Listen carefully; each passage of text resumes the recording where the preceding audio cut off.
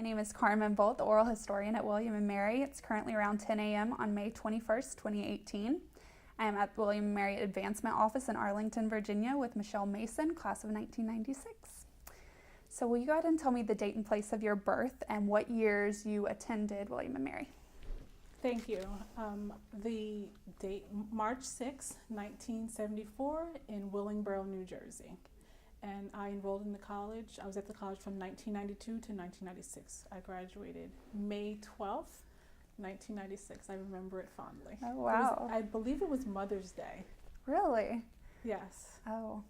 I actually want to hear more about that if you do remember it fondly, and we can return to that in a little bit, or if you want to talk about that now, that's fine as well. Well, we could talk about it now because I remember the day because my mom, my dad, my grandma, my brothers were there, and it was a really, really proud day. I think you know, or I also went to the college with my identical twin sister, Michele, and so for being first-generation college-bound students, and for my grandma, I don't even know that she'd ever been on a college campus before. And so I remember the day because we did the walk. I remember the night before we rang the bell, and the graduation ceremonies were really, really important, and I'm actually like getting chills thinking about the pictures we took. I should go find the pictures. I remember us going to ring the bell, and we all took our photos of ringing the bell because we were really, really proud to be graduating. I feel like it was like Justice Leah, like who was our key? Everybody's like, do you remember who spoke at your graduation? I think it was a Supreme Court justice, but I'm not 100% sure. I remember doing the walk, the long walk through campus, and the storytelling with our small group of friends. And because I am an identical twin, I remember my dad came with me to my ceremony at Adair Gym because I was a kinesiology major, and my sister and my mom she was in education, so they went to her ceremony. Then we came back and we went to whatever that hotel is over behind the Kmart there. You know. Yes, I know what you're talking about, but I can't. You know, and our family, like we were sitting, I remember I can see pictures of us sitting in the room and talking about how wonderful the day was and the experience, and how proud our parents were to be there. My sister's now husband, a William & Mary grad, was there. They've been together since that time, and I just remember it being really, really special, and my parents being so proud of us. I believe my mom had come to campus a couple of times. I actually think it might have been my dad's first and only time to campus, you know, given that we were from New Jersey. Wow. Yeah. That's wonderful. Yeah. Oh, so do you remember feeling like you were ready to be done with the college experience, or was it a bittersweet time for you? You know, I think when you are, you know, you spend 4 years, you think you're ready for the world. I remember being ready to leave the college. So a roommate with my sister all 4 years, identical twin sisters. It was time for us to separate. I actually think we had roommates. We lived off campus for the last 2 years at Governor's Square. And I remember making it very clear to them, I'm leaving the day after, so whatever we need to do to, you know, clean up the apartment, I'm ready to go. And so I think we were, you know, I was just anxious, ready to go. I don't know that I had a job. I knew that I was just going to move back home and pursue. I was pursuing like physical therapy school. And so it was time to go. I think just the tensions of being with my sister for 18 years and wanting to kind of like spread out and separate. It was bitter and sweet. I think the last week with exams, we had a good time. We did the Busch Gardens trip. We did the full on like Williamsburg experience. Yeah. We did like the ghost tours and went into like Jamestown, and so I think it was fun, but it was also time to go. Sure. Yeah, it's like a closure sort of thing, getting to do all of that. Wow, well, that's a great story. Yeah. Actually, I think that's what everyone wants to feel when they're graduating, that you kind of encapsulated it there. So if we could backtrack Sure. actually to the beginning then, you told me where you were born, but can you tell me a little bit about where and how you were raised and a little bit more about your family? You said your mother and father, your identical twin sister, and you had brothers also? Yep. And so I think I'll start with just the education experience, because I'm a committed educator now, and I think your early experiences in education really inform, how you persist and even how we found the college, right? And so my parents are from Philadelphia. My dad went to traditional public schools most of his life. My mom went to Catholic schools. She's the only child, and her parents made sacrifices for her to attend Catholic school. And I think fast forward to us living and growing up in the suburbs of Philadelphia, my parents, early on in the story goes that my sister and I failed kindergarten. And in failing kindergarten, my mom was kind of like, no, my babies are really, really smart. And that's when my parents made really, really tough sacrifices to send my sister and I to Catholic school. And for us, that has made all the difference in our school experience. My brothers are 8 and 12 years older. They went through traditional public school, and they're doing well, but our life outcomes are very different. Sure. And so the self-sacrifice of putting us through Catholic school was really important in 1st through 8th grade. And then, fast forward, my parents actually got divorced in the summer of going into 8th grade. My mom sat us down and said, and things were, I knew they weren't happening. We knew things, kids know, right? And so I think why this is important about my story is that when they decided to separate, and my mom still, was committed to sending us to private school, sports was a big part of our lives and how we found success. And so when my mom sat us down, we said, are we still going to be able to play soccer? Like, can we still go to the same school? Those are the two questions. Unfortunately, we didn't ask too many questions about like my dad and seeing him. We're like, can we play soccer? Can we go to the same school? And for us, that's when soccer became a big part of our lives. And so I think fast forward, I played soccer, basketball, track, had access to tremendous coaches, mentors, role models. And I think pretty early on, I was on a pretty successful club soccer team, decided that I was going to play sport in college, wanted to play Division I in college. Our club team was very competitive, and we won the under-16 nationals, played in the under-17 nationals, played in under-19 nationals. And so we were exposed to college coaches and the like. And so how do we get to William & Mary? There were different tournaments here in Northern Virginia that you would go to, and you knew that coaches would be there. And one of our coaches for our club team, I made the introduction to JD, who was our coach, at one of the tournaments. I remember meeting or knowing that JD was going to be at one of the tournaments. He had his little hat, he had his little chair, he might have had the dog, because those are staple JD things. I remember him seeing us play, and it's a general kind of display of a whole lot of student athletes. And if you let my sister tell the story about how we found the College of William & Mary, there were a couple of things in our junior year going into senior year. We knew we wanted to play Division I. We knew that we wanted to play in a competitive Division I. And so at the time, we looked up who were the top 25 Division I women's soccer programs. My sister wrote the first draft of the letter that went to all the top 25 colleges. I edited my version, but she wrote the first draft, and we both wrote letters. And then our coach introduced us to JD, and I remember my recruiting trip to the college in the fall of, I guess it would have been 91, to visit with JD. I remember staying overnight. We stayed in a dorm. I'm pretty sure it was the dorm across from the old CAF. I remember, I think it was Peggy Alessi was on the soccer team and stayed with us.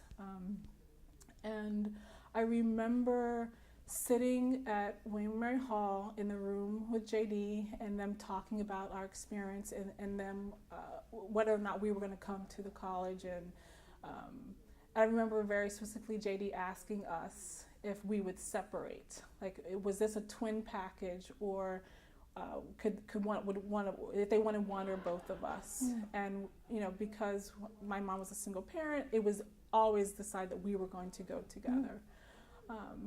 And I remember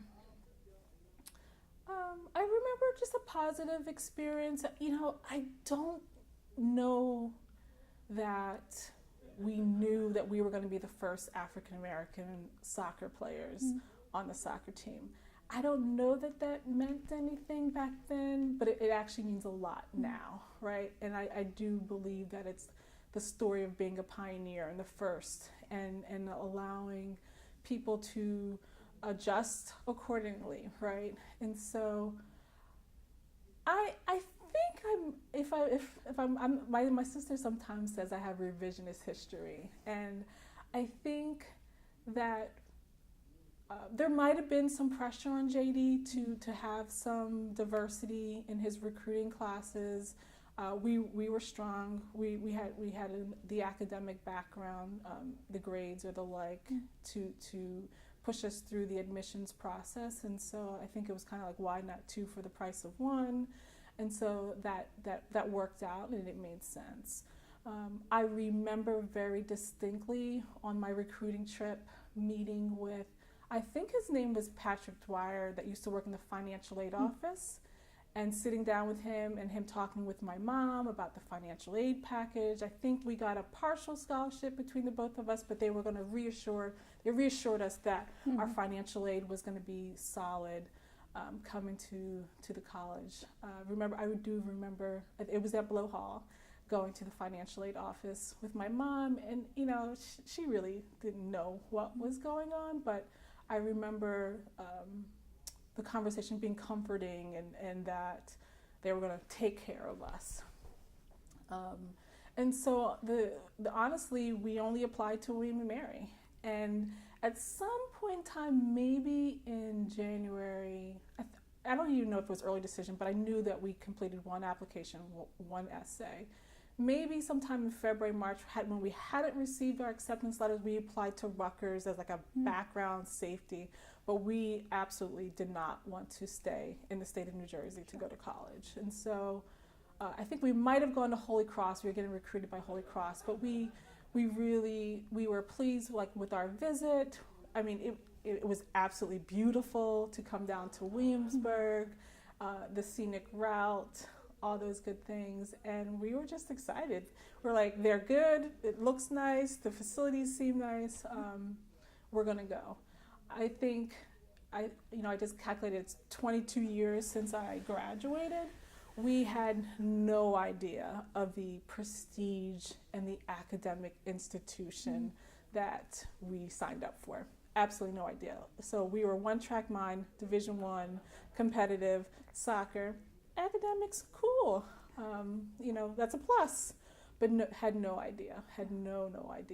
And I will share the story because it's the kind of when people reveal themselves. We did have a very good high school friend that also was on the same competitive soccer team, that also they were white and wanted to go to William & Mary. And actually her father, they drove us down for the recruiting trip. And this is the authentic, honest truth. And the long story short is when we got into William & Mary and our friend did not, the comments were made at our high school, because we went to the same high school, that the only reason why we got in was because we were Black. And the only reason why we got stuff was because we're Black. And I think we heard that in my senior year, and that was a little bit of the beginning of, wow, this is how people think about us. And And honestly, like my high school was predominantly white. We graduated with about 300, maybe 14 students. I think there were 14 African Americans in our senior class. And then for us, so this gets me into like my experience at William and Mary. We were happy of the number of African American kids that we saw. Now it's all relative, right? So 10% of a population, we're like, there's like 200 black kids here, right? Or 300. So we were happy that we saw that many more kids of color who were diverse, and not really realizing that it was still a small population. But if you'd only seen 14 all day, every day for 4 years of high school, we knew how to navigate it. We were honor society, we were smart. I know I had a different high school experience because we were students and athletes, and we were popular. And so for the other black kids, it might have been a little bit different, right? And I'm sure they tell a different story, just like I'm sure these students at William and Mary. And so I think, do you want me to stop talking? No. Okay. I do not. Because I'm kind of like going through it in my head. No, this is wonderful. Keep going. And so it's so funny that all this is coming back to me. In senior year, prom and honors and all those things come up, and Michele and Michele are going to William and Mary, and I think other people knew what William and Mary was, but it was really clear when we were going that it was going to be something special, and I'm sure my parents had no idea either, right? They're like, as long as they're going, they're good.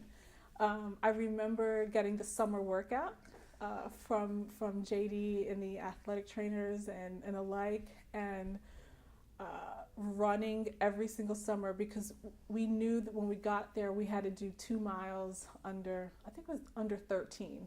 So you had to do the fitness test. The scary fitness test was what you had to do before the season started. And so my sister and I freshman year, I'm pretty sure we drove down. I think I might be confusing freshman sophomore year, but I remember if it was freshman or sophomore, we drove down and we stayed in some little inn out in Williamsburg to get here because we had to come the night before. And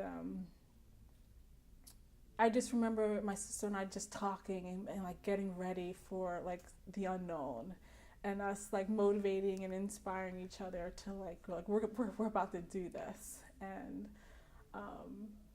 not really knowing what was going to happen. So we get to preseason and we made it in the 13:30. I think I did 13:33, but JD let the 5 seconds slide in freshman year, and we came early so that you were there 2 weeks before most, the student athletes, and you get into this process of going to the hall and, changing your clothes and in the locker room. And there were the other freshmen. Natalie Neaton was in our class, Corey, Stephanie Good. There was there's another goalie, Marcy. So that we were at the same like freshman recruiting class, and we had good times together. I think early on, we both made the traveling team. There was one trip that I did not get to go on in my freshman year, but essentially, played all 4 years. I think what I would say about my soccer experience is I remember working really, really hard. I remember that the discipline that was required to be a student athlete was pretty intense. I remember a little bit of cultural shock exposure with the social life of soccer and being an academic. My sister and I did not drink, smoke, none of that stuff. We didn't drink till after college, and I remember, like some of our soccer mates, like they had the keg parties, they had the beer slides, like that, the Chi Omega, like all being exposed to all the different sororities that are Tri Delta. I remember all those things. That was just different. And I think that as a student of color on the soccer team, we had a different experience because we could live a dual life. Like we could be the athletes, but then when we weren't athletes, we'd go back to our dorms, and for me, we were like black kids again. And I actually wonder, like our friends who were not student athletes, they actually had a different experience. I think, and at times it was tough, navigating both worlds. So I'm gonna stop there. Or do you want me to keep just going? No, I think actually that point that you're making right now is one of the most poignant, and I would love you to go into that a little bit more, what those two different cultures were, being a student athlete, being a person of color, and that differentiating your experience from either white athletes or persons of color who were not on athletic teams. Yeah. On our team, I would absolutely not say that we didn't feel like we were like the black girls or the black kids. Like we were all trying to win. We were all working hard, and our team was a safe space and place. Absolutely, for sure. I think and then just I just see like the ritual of going to Wainwright Hall and going to the training room and seeing all the other athletes, and like athletes, they support athletes, and so that part was cool. I remember like seeing the football players and seeing the basketball players, both the female and the male players, and so there was definitely a sense of community in the athletic world, I think. And then you'd go to the CAF after practice, and all the athletes sat at the same athletes table, but I think this is where my mom always says that, and it is, my sister and I came back from William and Mary more black. And what's interesting about this, because I feel like that's where we found our community. And there's this book, Why Are All the Black Kids Sitting Together? And so it would be, I think, I remember after practice, we spent 4 hours of practice and showering and all these other things, and then when it was time to eat, that's when we went to sit and have a meal with our black friends. We didn't always, I don't remember, that's when we would meet up. That's when it was safe. And I actually don't remember a whole lot of having meals, particularly after practice, with our teammates. And I think that maybe they kind of questioned, like, why aren't you guys sitting with us? But I remember we would just coordinate with our black friends, and we would have a whole lot of fun just talking about our day and connecting. I think that, and that's when we learned about other things happening on campus as well. Because if you stay in your athlete box, then you that's when they would say this is going, like this concert's going on, or this. I remember it was freshman year when the Alvin Ailey dancers came to campus, and again, all of our black friends got tickets, and we went, and we were just so inspired by these, dancers that were black and looked like us. I remember coming back from Alvin Ailey dancers, and we were all Alvin Ailey dancers, dancing on Barrett Hall, the soccer field, walking back to Barrett Hall. And I think I'm pretty sure this happened freshman year. My revisionist history doesn't bring it all back, but it was either freshman year or sophomore year that what's the Flat Hat? I think that's the name of the school newspaper. There was an issue called Whitey Mighty. And have you heard about this Whitey Mighty? And it was like a depiction of like an African-American eating watermelon. And so I feel like I would really want to know the year, because I can, actually one of my roommates then I think still has the Flat Hat. Right. And I think that's when it became like, wow, this place called William and Mary is a little bit more conservative than I even knew or imagined. And I remember going to forums and listening to our Black student peers who, a lot of them were part of that VSTP, right? And so they connected through VSTP. We were there early because we were part of soccer. They would see us, but then not know who we were.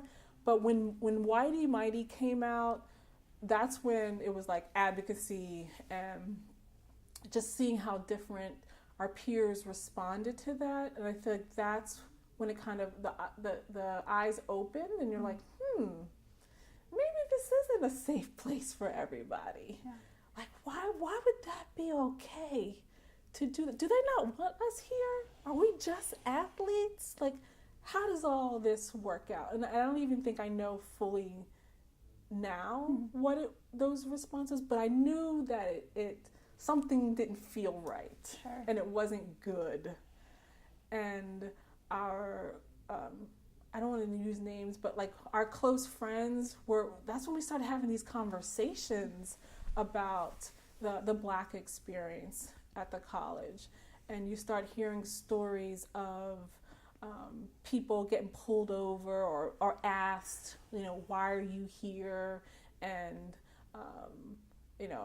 do you work here? The whole, asking for help, being in the bookstore or in the cafeteria, assuming that if you were a person of color, that you were providing some sort of service and that you actually could be a student. So I remember that early in the freshman sophomore year. It didn't taint the experience. I think it was a part of the experience. Right. Yeah. And quite honestly, I'm grateful for it now because those mindsets persist.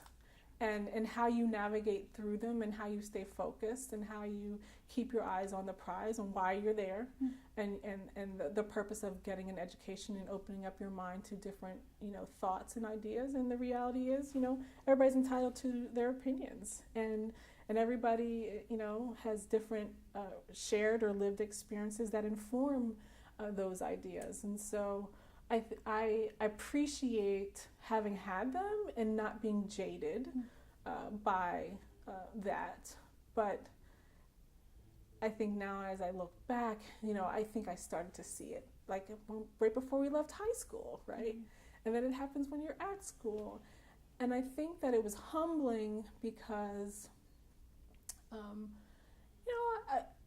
being a Division I athlete, there's a certain confidence you have, and there's a certain swag you have, and there's a certain invincible mindset you have. But being humbled at that and realizing that there are certain people who have different thoughts, but you still have to persist through it, right? And I think that that has definitely helped me in where I am today. And I'll say this now, but I'll say it again. The moment I share with any person in my adult life that I graduated from the college, totally changes the conversation.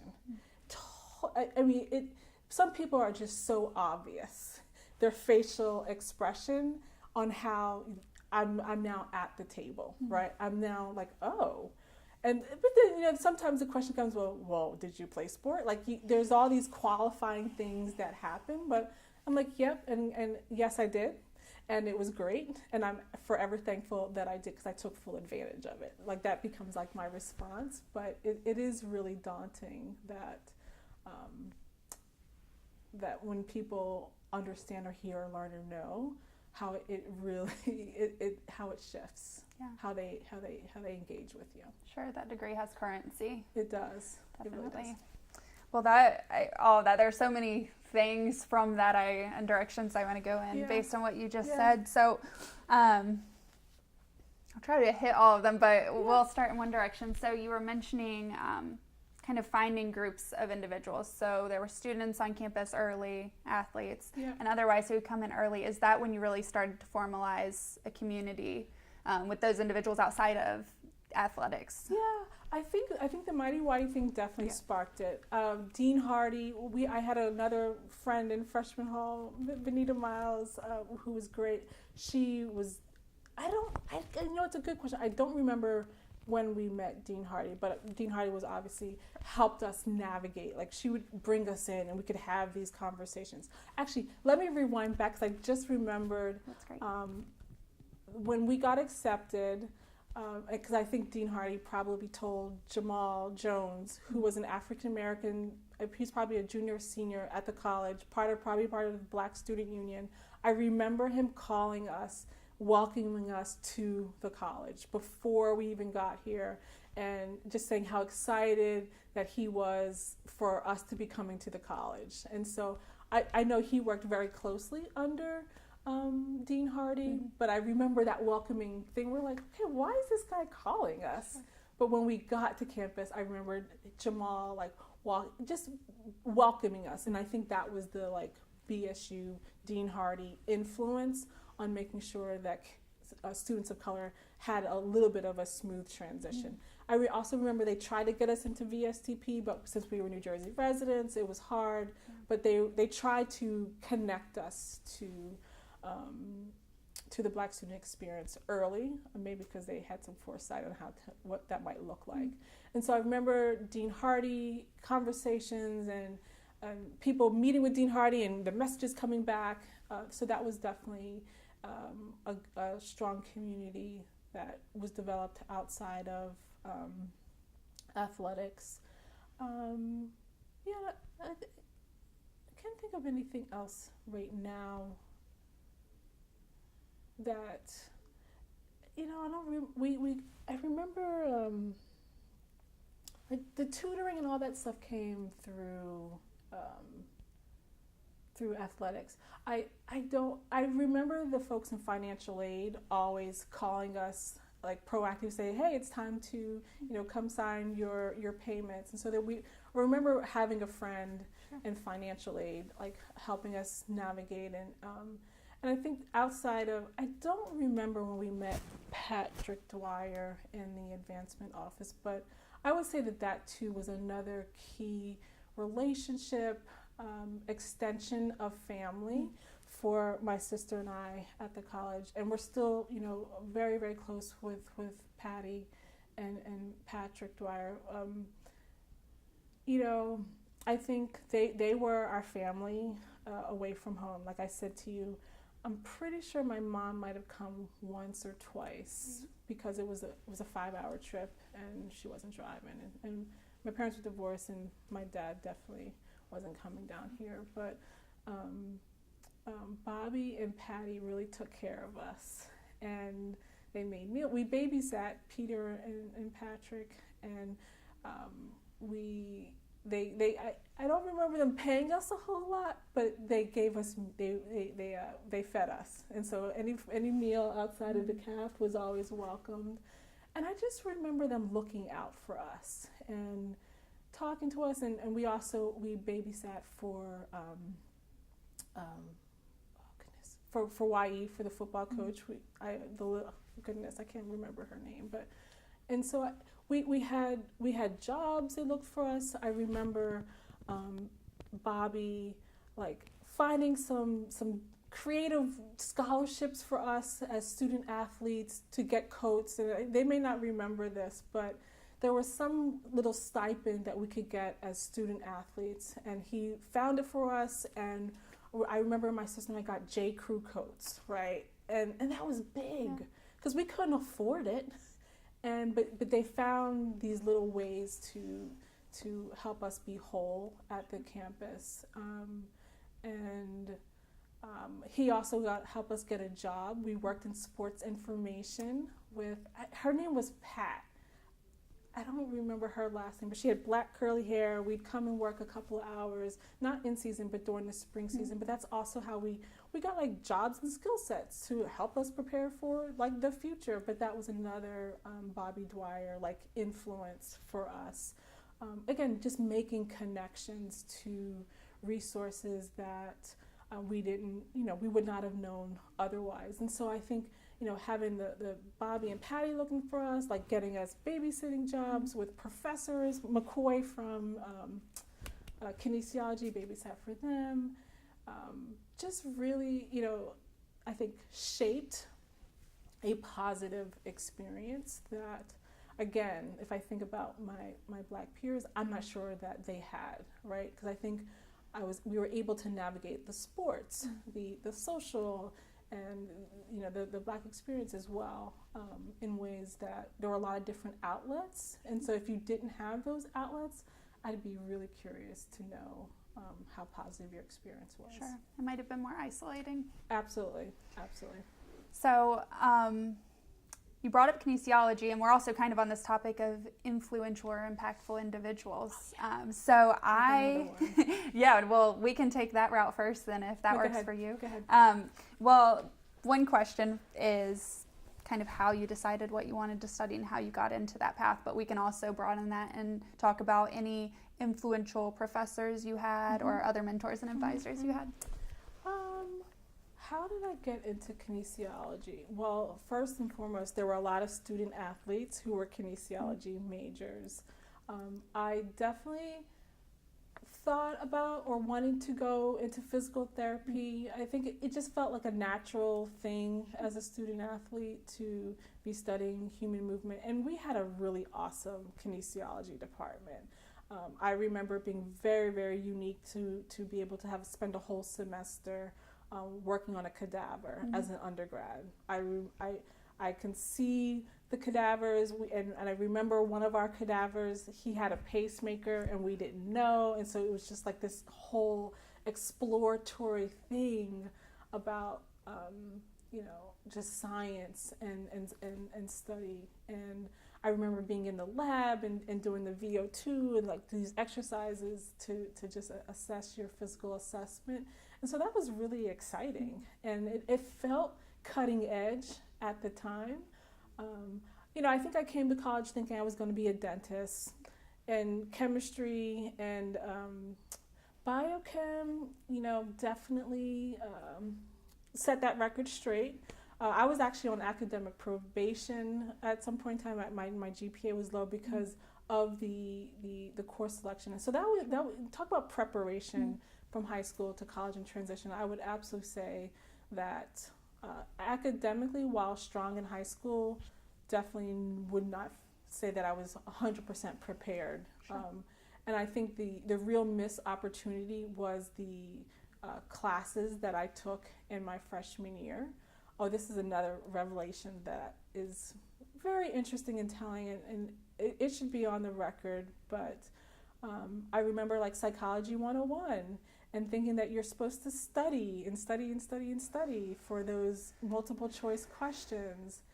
And I'm not sure if it was, I don't remember when we realized it, but the realization definitely happened in knowing that the white fraternities had test files. They would collect all of the old tests. And I remember, like, and this is, again, the distinction with our soccer teammates, that, they would say, they called, JD, our coach, called us Daryl and Daryl from the New Hearts. That could have been a microaggression as related to race back then, but they called us Daryl and Daryl because we were very similar. But I remember some of our classmates, after some of these tests, we were all be in the same class, and I remember like studying, flashcards, doing all this stuff, and they would come back and they would like not come into class, not studying, and then you'd wonder why they got like A's on the test, and you realized they had test files, and that the white fraternities who'd been there for forever and sororities have test files, so they didn't need to study, and that was live and rampant. And have you heard this part of the story? No. Yeah. And so I think they had test files, papers, all these things that they were sharing with each other, whether you were in the white fraternity or white sorority, that would help the academic performance. But as a person of color, we didn't know that, or you didn't have access to that. And so I find, now that I'm thinking back on it, like that was just so interesting, right? And I remember like doing the good old studying thing, and I'd be like, and I wonder, like, they were out partying all night. Like, how are they able to party all night long and come in and get 100% on the multiple choice psychology 101 tests, right? And they weren't going to class. So showing up to class every day, didn't miss class, taking notes, doing all the thing, and then so that I remember early. But you know, it's part of it's the inside game that I think kids of color did not have access to or know while we're there. But you asked me about professor, and so I can talk through most of my kinesiology professors. My advisor was John Charles. He had like a British accent. I think I don't remember where he's from, but so I remember meeting with him and talking to him about like being a kinesiology major, and I just felt like he was just like authentic and genuine, and he just opened up my mind up to like what you could do with kinesiology, and you know, you could take all this classes and that class, and so I remember being excited by kinesiology and the lab, and meeting with him early. So you know, I that's what I was going to do. My very like infamous William & Mary professor story is with Professor Ito, Blacks in American Society, and I had another like English lit with African Americans. I don't remember she was another famous professor, but Blacks in American Society, like, okay, we're Black. It was a really hard class, and there was an Asian man teaching it, and so people said that he was really good, and it was really good. But I do remember, like, I can actually see myself sitting in the classroom right now, where the notion of you know, when things came up related to race or culture, where you know, your white classmates would kind of like look to you to answer like for the entire race, right?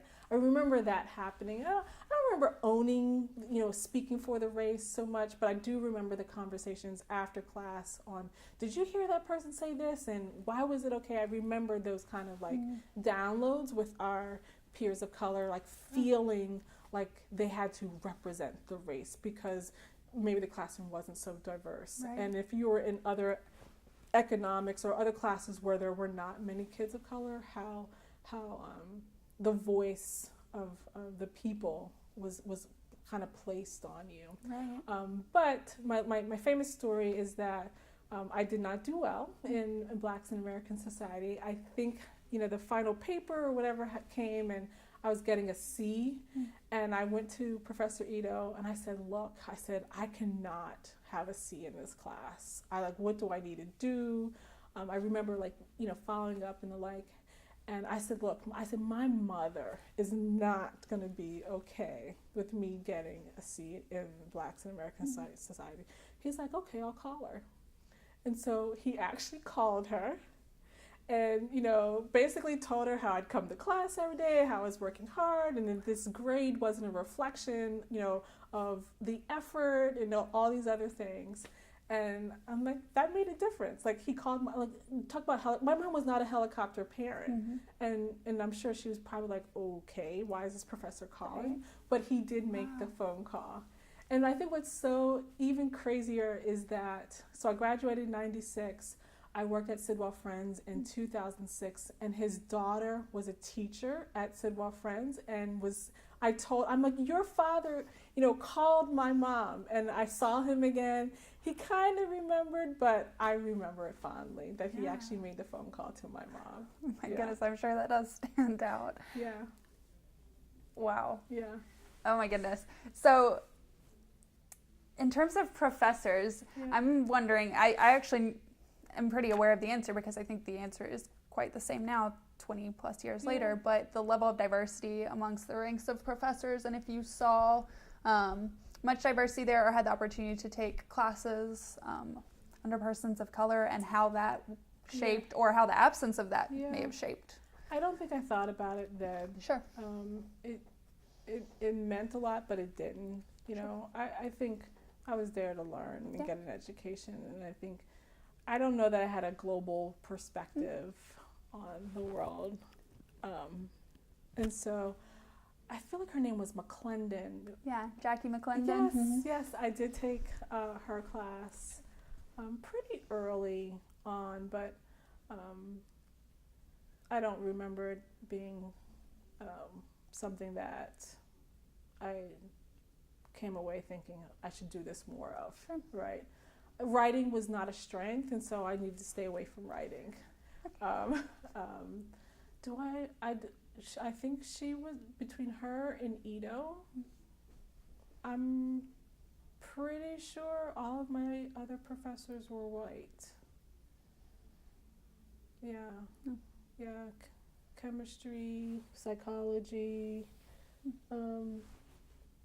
Yeah, no, I don't remember. I feel like the people of color that I interacted with were like Dean Hardy and the Black Student Union. But we haven't talked about deciding to pledge a sorority, so I did pledge a sorority. It ended up being the fall of my senior year that I pledged, but I remember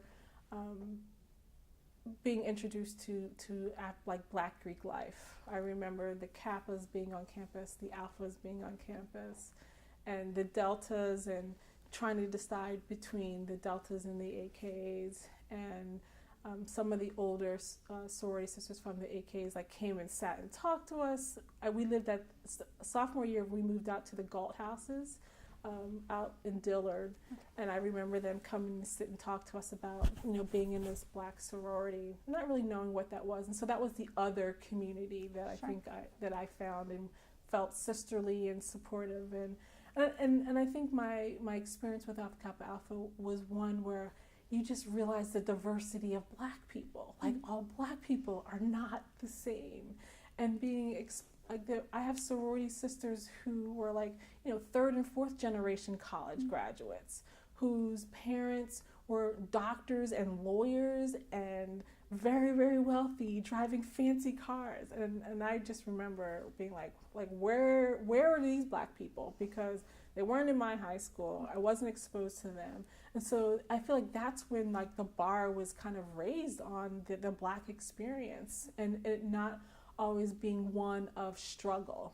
and being in single parent households, and with playing on soccer on my club team, there were people on our club team who were wealthy and who had summer houses and beach houses, and so I knew all that. But they weren't Black owned. They weren't Black families. Right. It was kind of like a white thing, to have a second home, to have another car, like that I was exposed to. I had high expectations, but access to it was not 100% clear. Going to William and Mary and being in the sorority and seeing Black kids and families who weren't just athletes having all the same stuff was definitely eye-opening. Yeah, no, I would say so. So what led you then to rush at that point in your pledge at that point? Because I think, if you know anything about Black Greeks and sorority, they have a very, very long tradition. And I think the promise that you hear about, again, not knowing, if your parents aren't a part of it and you're not talking, there's no legacy thing. The thing that you are excited about is a sisterhood, a community, and you think this is a lifelong thing. Like they talk about the life after college and access to networking and professionals. And so you're seeing, strong women of color who are educated, doing great things, who are giving back to the community, who are volunteering, who have purpose. And so this idea that you would now be a part of that thing post your undergrad experience. Like, this is a lifelong sisterhood. Why wouldn't you do that, right? And it was elitist. Like, let's be clear. Like, not everybody gets to be a part of that. There is a process of elimination, and some people can and some people don't.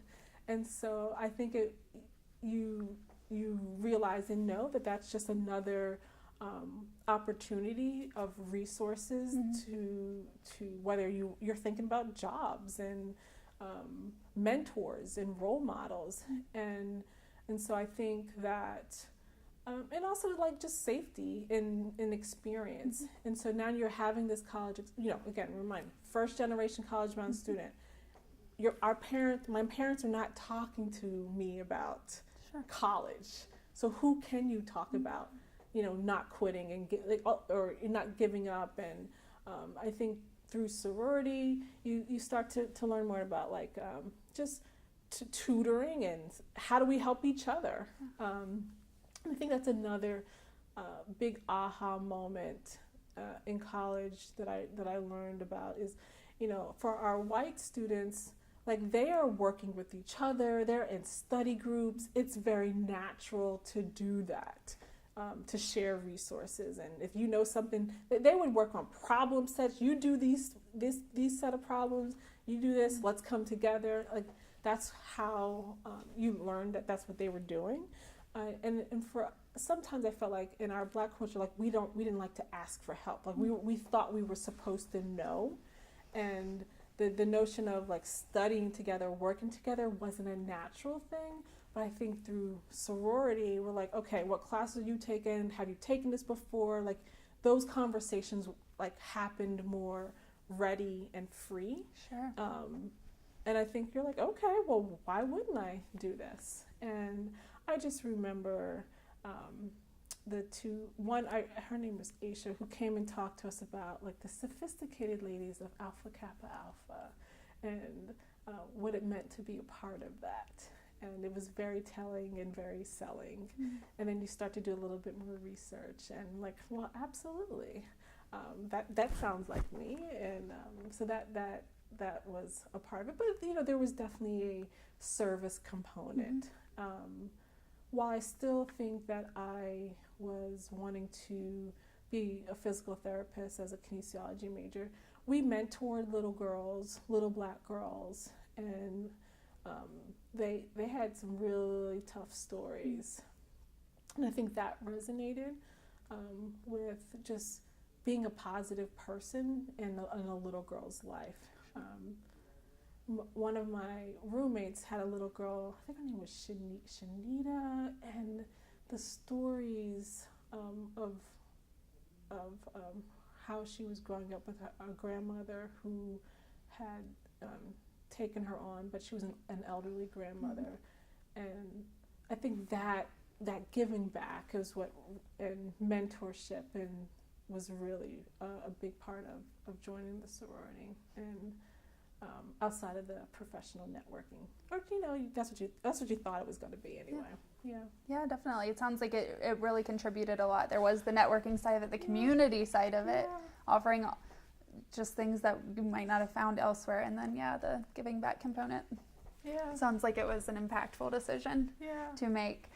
So you were also involved in, and as a student athlete, as a student at William & Mary, and then as an athlete, and then being involved in a host of other things, it's always astounding to me because that's a lot. That is a lot at any school, and then to take it on at William & Mary. But you were also a member of the Black Students Organization Union. So we're part of the Black Student Union, and you actually just jogged for me that I was also part of FCA, which is the Fellowship of Christian Athletes. And so we grew up Catholic, and that's what I knew. And so we went to church for service on Sunday evenings, because I think Sunday was often like could be like this whole day of travel with sports.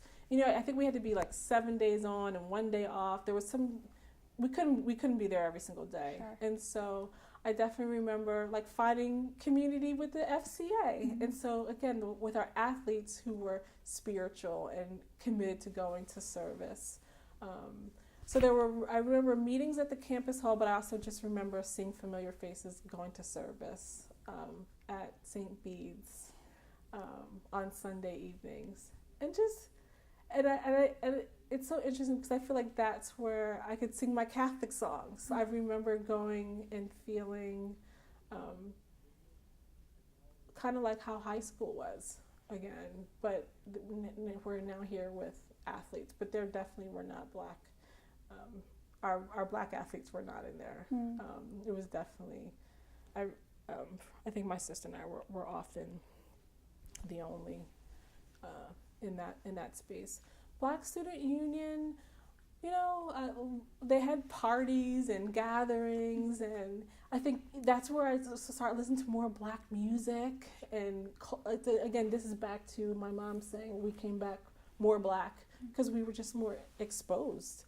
I remember going to step parties and dances. I remember with our sorority, like going to Hampton or going to like taking a road trip to Howard, and like that was even more mind-boggling to see like a full student body of kids of color.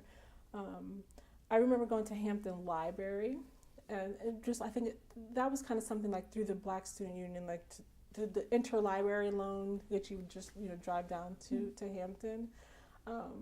I do remember at Hampton, or historically black colleges, there's a certain dress code of how you present yourself that is totally different at William and Mary.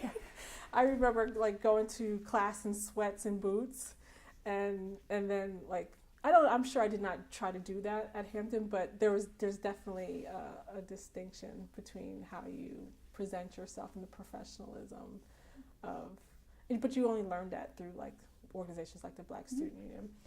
I don't remember an Asian students.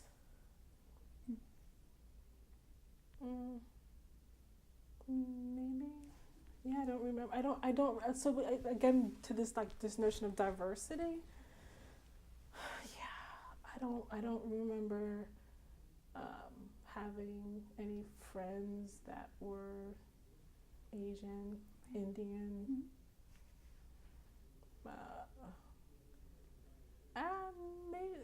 Maybe I don't like even like Russian, or European that way, like exchange students. Yeah, I can think about it, but I'll ask my sister. But I just remember it being pretty much black or white. Sure. Yeah, I think based on what we're continuing to learn about William and Mary, that's not particularly surprising. Yeah. There's probably in the past decade, we've seen a greater increase of diversity amongst the student body, and we're still waiting to see that travel into professorship and administration. But yeah, so it was 20 plus years ago, and so you would think, but still, it wasn't all that long ago at all. Yeah. Oh, so again, to like this Black Student Union, Sure. I remember. So freshman year we lived at Barrett. Sophomore year we moved to Dillard, and we had other friends. So our other friends who were not athletes also moved out to Dillard. So Dillard became like a little bit of like a mini Black Student Union. Okay, now it's coming back to me. So the Black Student Union always had an end of the year barbecue. Okay. It was at Dillard, and I remember like the loud music and just getting ready for it. I remember we went to a Black Student Union formal it was like a homecoming formal for Black students, and I definitely remember that getting dressed up community sophomore and junior year. And my fondest memories some of them, my athletic experience was great too, but with our Black Student Unions, we had this end of the year water gun fight, and we still like laugh at it today when it comes up, because we got all dressed up, we had camouflage, and my name, which is now like my nickname for my alter ego, was named at the college. It was my alter ego's name is Nino Brown, so I can go on record for that, because that was my water gun fight name, and it's from a movie. Nino Brown, what's the name of the movie? I'll remember in a second. But we just had fun. I remember being in the dorms, playing games. We did crank calls to older classmates, and I think my BSU experience definitely allowed us to just be safe and comfortable and laugh and be innocent. Mm-hmm. I think we were innocent together. We bonded together. We supported each other. I'm just going. I can see everybody's faces and names now that we had good times, and it's good. What would we do without Facebook? So you still know what's kind of going on with them, and you still just kind of remember the impression that they made, crazy or the like. I have another. I just came up with again, our Black student friends. They threw a surprise birthday party for my sister and I at Red Lobster. And so, Red Lobster, the biscuits was like the thing. And the funny part of the story is that they coerced us into going because they said they're like we gotta go to Red Lobster. The police are there because I don't remember. I think it was like Russell. Like they're trying to arrest Russell because they're saying he's not a student. Like it was they coerced us by saying that this thing had happened to Russell because they said he wasn't a student. They said he was stealing or tried to walk out on the check, and we got to go like save him. Like it's so like now that I'm thinking back about that, like that was the incident that was used to get us to be surprised that everybody was at Red Lobster for us to have this surprise birthday party. And so I think that tells you like that was like the climate of how we had to like rally behind each other to get people to move into action, right? And so I'm going to ask my sister about that. She remembers because I think it was like this big surprise birthday party, but it was fun. But I only remembered that story just now, like in this context, and I think that it's actually pretty telling. Yeah. Yeah. That's a multifaceted story right there. Yeah. There's so much you can take from it. One, that's awesome that the community threw you a joint surprise party where the biscuits are still the bomb. Yeah. But yeah, also that an incident like that could be used because on some level it would be believable enough or would elicit a certain reaction that it would get everybody at Red Lobster. Exactly. Wow. Yeah. Well, yeah, thank you for sharing that. Yeah. You've been talking a bit about some of your favorite experiences, and if you have any more, it'll come up. I would love to hear them, but I also want to talk about any difficult memories in particular that stand out, moments or events that occurred that stand out as difficult or something that was challenging during your time at William & Mary. Yeah.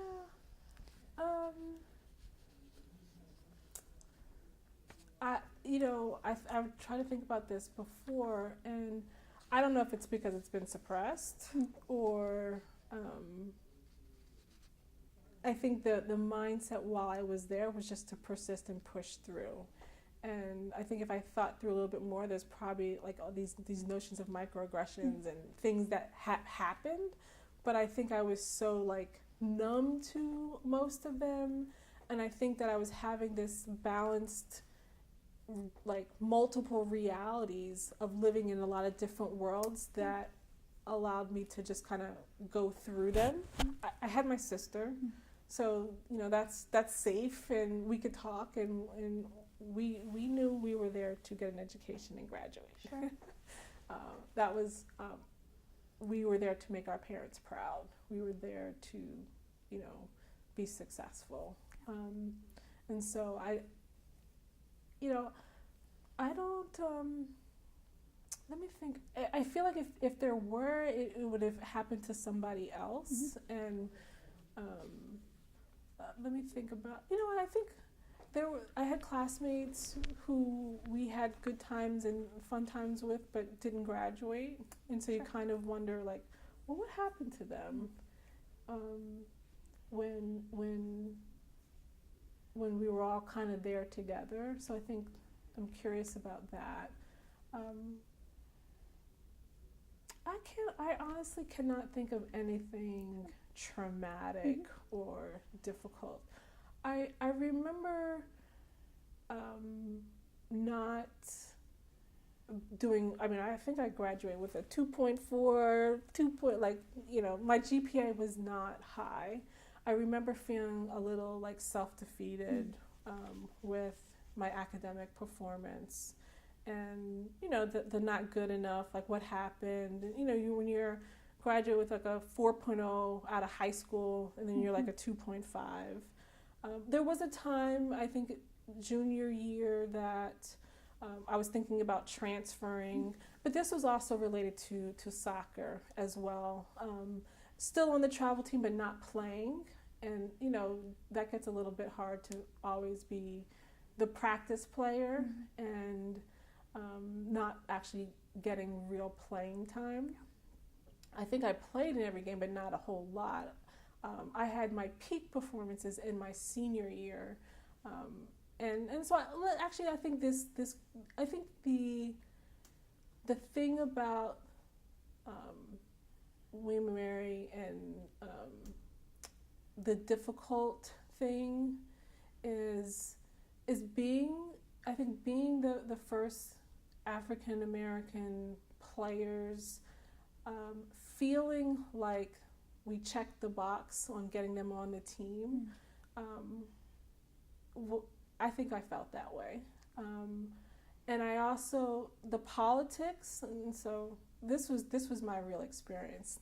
The politics of who's playing and who's not playing as related to whose parents are coming down every weekend and seeing the games and who is the pressure to play and the conversations that happened, with the coach, and my parents not doing that was real.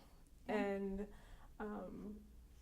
I definitely felt at times that if my parents were here every weekend in the coach's face saying, "Why isn't my daughter playing?" that might have gotten a little bit more playing time. And so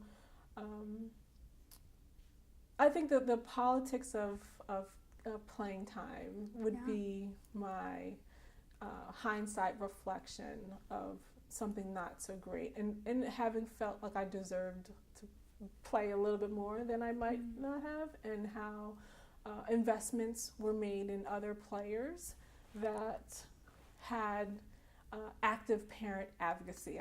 I think I feel like I'm walking a fine line in communicating that experience, but that was real. Sure. I think, you're definitely talking about a scenario in which privilege definitely resulted in certain outcomes, and you had a first front row seat to observe that unfold. I would say that definitely. And so I'm 44. I'm figuring out, like, I'm just now finding my voice, right? And the story that I tell myself of my experience and the reality of it, I'm trying to converge the two of them.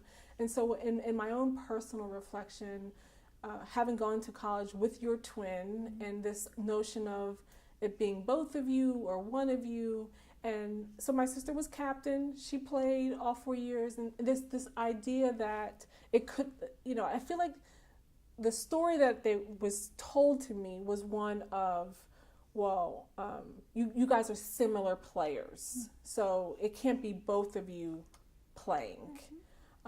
And so whether I think that's race or whether I think that's privilege and entitlement, like, why can't we both play, right?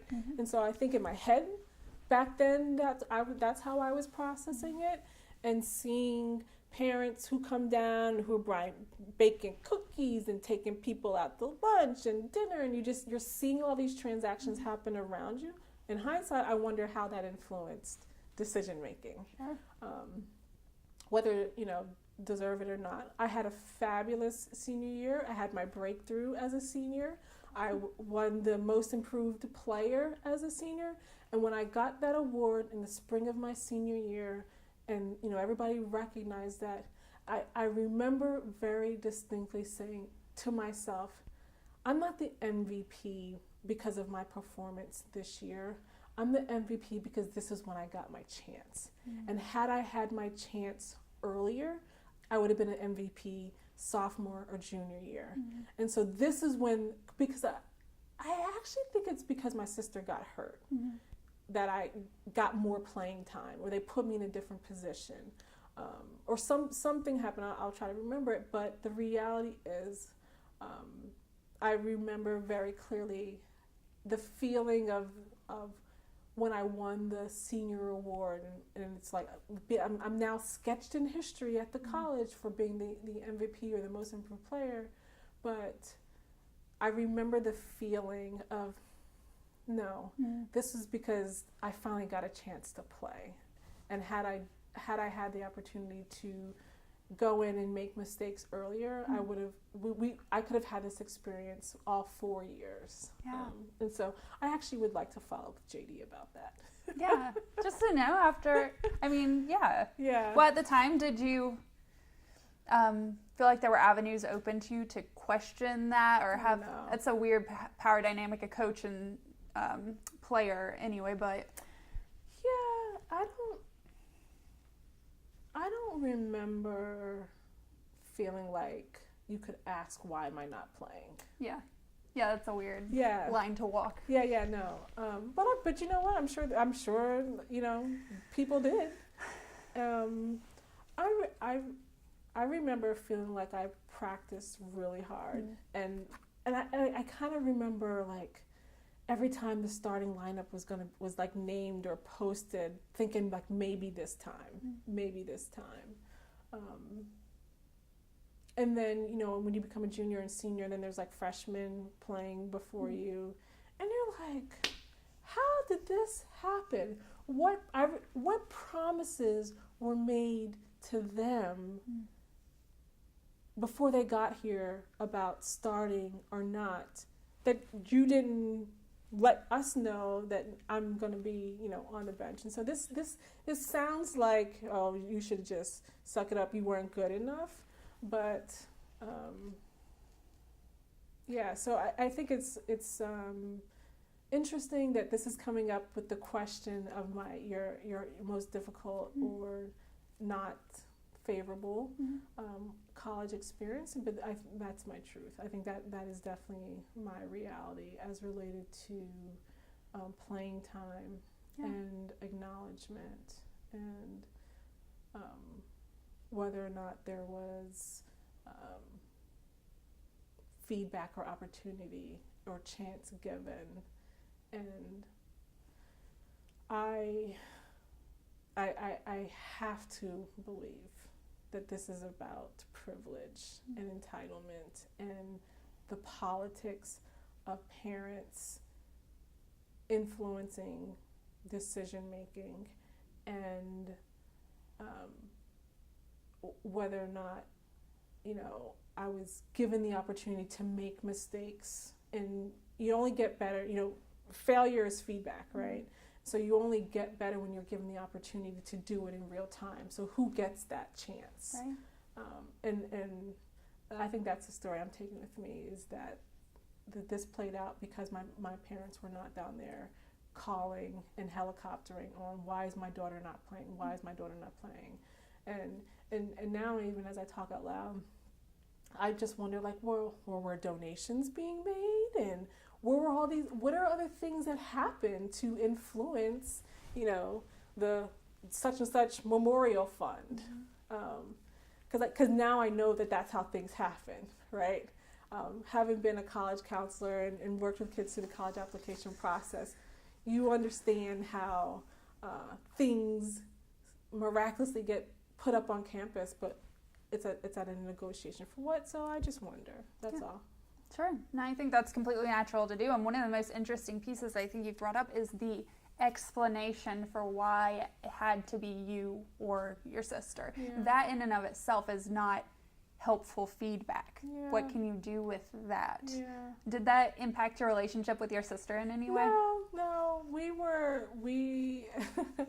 you know, we were, she's my best friend. We're each other's #1 fans, and nobody was ever going to take that away. And when she was captain and when she was playing, I was super duper duper proud of her. And, you know, I can say bad things about my sister, but I dare anybody else to do such. And we'd have some fighting words and a fight on your hands. And so our bond was never compromised in that way. And I always say she was more disciplined, I was more athletic, and so she pushed us to be better. And she's the vocal captain. I feel like I'm the leader by example captain because she's very vocal. I'll just leave it at that. But she's very vocal that way, and so she I think, you know, takes a lot of air out the room, and I think that's just the role that I played. Or that's the lane that I stayed in for most of my life. But no, it wasn't between us. Like, there's no way we would have survived, or I would have survived without her. But, you know, senior year was time to separate. Yeah. Y'all had your time together. Yeah, but Well, good. Thank you for sharing that, because it's so complicated, and you're still working through that, thinking back on it, and it's just very interesting. I can do research and I can note that you and your sister both are all-time players at William & Mary, but it doesn't tell the details of those stories. So thanks for sharing some of that. And so I will say that, you know, we did go to Australia, and we traveled, you know, with our soccer team, and never ever would have done that. Sure. So that was absolutely amazing. It was also very interesting, you know, going to Australia, and there's Aborigines, and again, and at the time in Australia, I think common folks are not used to seeing Black people who are not Aborigines, and so people were like amazed by my sister and I. And I remember like our teammates being like, you know, Michele, like, did you see how they were looking at you? Did you see how they were gawking at you? Like this, like we were like an anomaly, like Oprah walking through the streets, right? And so I remember our teammates like seeing this thing happen while we were in Australia, but they didn't look at us any differently. Like when we were on our team, and that's what we did. I never felt like I think they appreciated and, you know, respected us all the like. I don't ever remember feeling, you know, any sort of animosity. There are probably lots of things that were said that were inappropriate. But again, I think having been used to it in high school and just knowing that that's just how people are and do, I don't remember any bad feelings that way. Yeah, and I think your whole story there just demonstrates that it doesn't have to be a binary. It didn't have to be a bad time, or it didn't have to be a good time. It was complicated time that you enjoyed and had difficult experiences through, and that is what it was. And I think that's helpful to have on record. So again, thank you for going into that. And I don't want to stay on the topic of difficult things for too long, because I don't want to completely, you know, drag you down in your interview. But there are a couple different questions I have, a few more actually, before we kind of transition to your life post William & Mary. So one question I like to ask, because I think it's really telling of a campus culture, is what parts of your identity as an individual, as you knew while you were a student, did you find to be supported or not supported during your time at William & Mary? The part of my identity that I felt supported was definitely that as an athlete. And as a student, I think as a student athlete, I definitely felt supported. I think my growing identity as an African American, as a Black person, developed, and I think it was supported probably like informally by default, because the shared experience outside of like the classroom and and playing sport, like you had to be black. Like there, I didn't have other, so we didn't hang out socially with people who were not on sport or in your dorm or in your living situation. And so I think I feel that the experience outside the classroom was mainly supported by like my black friends, honestly. So supported, not supported. I will say academically, if I had to rewrite it, I think I could have used more support in terms of like preparation, transition, course selection, advising.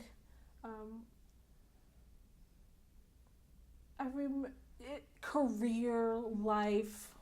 I think, or even like what you did in the summertime.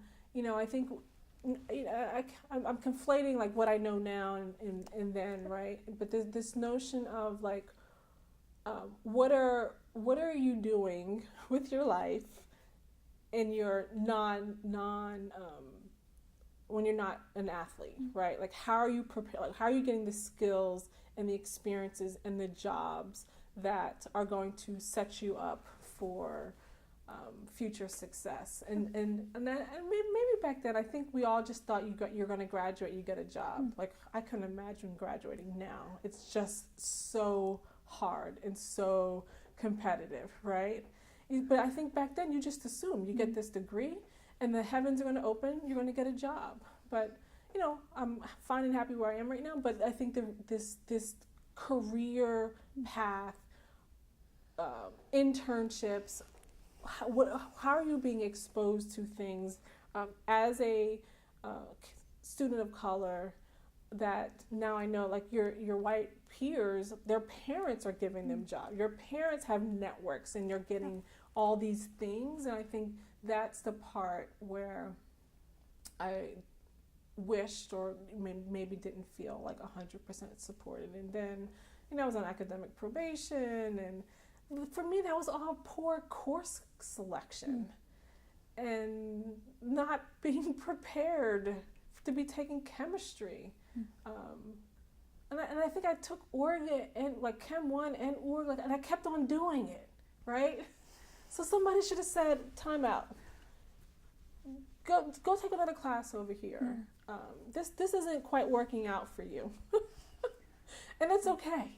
No judgment, right? But I think thinking or feeling that you're going to be a failure is maybe where you don't know to ask for help or find passions or the like.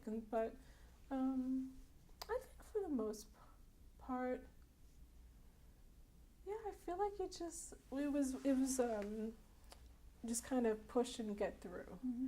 I have something else, but go ahead. Oh, well, no, if you have something else.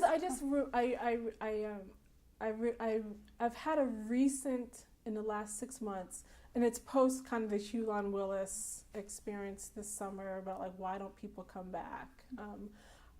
To your early question, after I graduated, I was done. I was ready to go.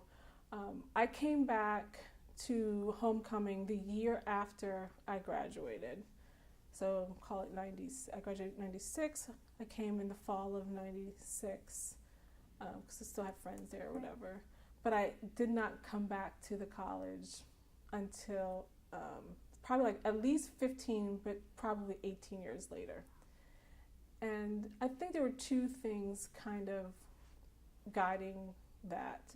I'd stayed in touch. My first time back actually was in, let's see, it was actually like, I think 2014, when I was working at Teach for America. I came back to interview prospective candidates at the college. And so it had definitely been a long time. And I get the emails and all this other stuff, but I didn't feel a need or desire to come back, and there's two things that of why I said I'm not going to come back until I like was successful. Like that was one thing. Like I think just where I was in career, like I never felt like I could come back and like be proud. So there's that own self thing. But I think that the recent conversation that I had with another male who graduated the year before, who was not an athlete, who just was there as a student from New Jersey, kind of like he's never been back either. And I think he talks about like how horrible his experience was as a male, as a black male of color who's not an athlete. Right. There's no community there whatsoever. Like you could be cool with the athletes, but you're not one of them. Sure. And then there's probably not a whole lot of other males like you on campus. So how do you find community there? And so I think in talking to him in the last 6 months, it actually kind of opened my eyes to the experience of kids of color who didn't have what I had, right? And I think I share this because I'm like, I'm grateful. I am forever grateful for my William & Mary experience because I feel like I was in all of these pockets that it formed a holistic experience for me, but only, after Hugh Willis that I realized, wow, not everybody had that. And it was probably pretty difficult to navigate. And so I think that what brought me back, like the Hugh Willis thing was significant. And I'm older and mature now and can feel more proud of where I am. But there was nothing like that pulling me back each year. To say, come be a part of this thing, come be a part of this thing. We'd get the women's soccer, the tribe booster club thing. I think I've given, $25, every year for that thing pretty consistently. But for the most part, and then you have to remember, my soccer experience in the end was I'm not coming back for that. They didn't honor me, right? And so that wasn't going to bring me back. And even the Black student experience, like it just, I think now in hindsight I realize like that most of the people who graduated like didn't have a good experience, and we weren't like calling each other to come back. Sure. Right? I think we've stayed in touch in our own ways, but it wasn't about coming back to the college. And so I think I find that I've been probably the most engaged since the Hugh Willis thing, and realizing how, I'm just such an important part of like the history of the college, and being the first to play soccer and Black girls, and being pioneers, and what I persisted through and navigated through, and turning out okay. I'm just really, really thankful for that experience, the good, the bad, the ugly, because I absolutely believe that it's shaped a lot of who I am today, and so I take it all with me, and I think where I started with, and I make no apologies for is recognizing that when I say I've graduated from the college, it totally shifts how people engage with you. And so, yeah. No, that's really helpful insight, all of that. Also this idea that maybe the connections you had with the communities you were a part of were connections to people and not a place. And that's why there wasn't this pull back to the place that is William & Mary. Yeah, I think that's really helpful to know and recognize, because you're right, it's not unusual. That's not unusual. The individuals from the Black community were not and are not still sometimes returning to William & Mary. Yeah. Yeah, and so that can be unpacked some. So that's really helpful. And Earl, sorry, sure. I just remember No, Earl please. Granger, who's Yeah. very actively involved. We Yes. were at the college during the same time, and so I remember, his engagement. I remember him being in the Black fraternity, and him working very closely with Dean Hardy, and just trying to bring community to the Black Student Union and to Black students. And so I think that too was a big part of, like, if Earl could stick it out and still be engaged and still be fighting for us and our voice, and then I think it was pretty momentous to be at that because it was the 25th year, 25th. the 25th year, and just realizing your role in that 25-year history. Yeah. I think, and so that's maturity, but it's also pride and being proud. And I think listening to some of the young lady, I can't remember her name, whose father, who spoke at the Hulan Willis thing, and how her father told her she should go and she wasn't going to go. I don't remember her name. But Danielle Green. yes, yeah. And just hearing how some things are different, but some things are still the same, right? Is saddening and heartening, but I think that's when we sat down. I'm like, I will applaud you for your persistence in getting me here today. But I think that that was a little bit of a turning point for me to figure out how to continue this storytelling, because I believe in storytelling and the experience of that it's all part of it. Yeah. Absolutely. So if it's fine with you, you've covered so much of this and it's been wonderful. Sure. I felt like it truly has been a conversation. I just have a couple more questions about your transition from being an undergraduate at William & Mary to taking off in your career trajectory. So you told me about graduation, how it was a wonderful time, but you were ready to just, it was time to close that chapter. So can you just talk me through where you went next? Sure.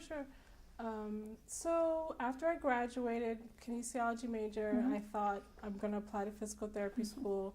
I was that teetering GPA, so I knew that I couldn't apply right away. I think my advisors, the counselor, said, okay, you're going to need to retake some of those required classes, like the chem and the physics and all that stuff. So I moved back home to New Jersey, actually took classes at community college to get the basically to get A's in chem and in the math.